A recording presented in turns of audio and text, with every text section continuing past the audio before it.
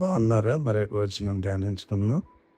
నేను పడగొట్టిన వాటిని మరల కట్టినట్ల నన్ను నేనే అపరాధినిగా కనపరుచుకుందును కదా. గలతీ 2:18.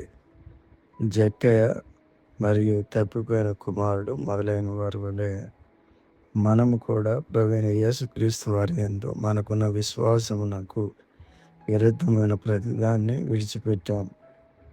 ఇప్పుడు పౌలు ఈ విధంగా తెలియజేస్తున్నాడు.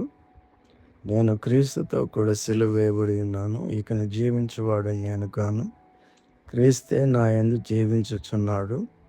నేనిప్పుడు శరీరమందు జీవించుచున్న జీవితము నన్ను ప్రేమించి నా కొరకు తను తాను అప్పగించుకున్న దేవుని కుమారుని అందులో విశ్వాసం వల్ల జీవించుచున్నాను.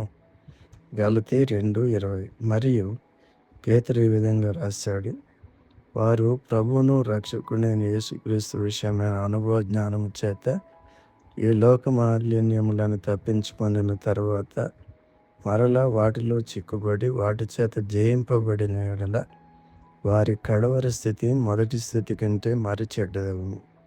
వారి నీతి మార్గమును అనుభవపూర్వకంగా తెలుసుకొని తమకు అప్పగింపబడిన పరిశుద్ధమైన ఆజ్ఞ నుండి తొలగిపోటుకుంటే ఆ మార్గము అనుభవపూర్వకముగా తెలియక ఎండుటయే వారికి మేలు.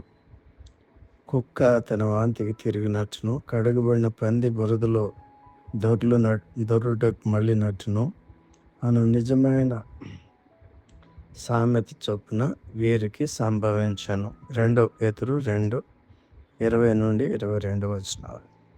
దేవుడు మీ అందరిని దీవించి తప్పిపోయిన కుమారుడు జక్కయ్య విడిచిపెట్టిన వాటి జోలికి పోకుండా నిజమైన మారు మనసుకు తగిన ఫలాలు ఫలించుతాము గాక. ఆమేన్.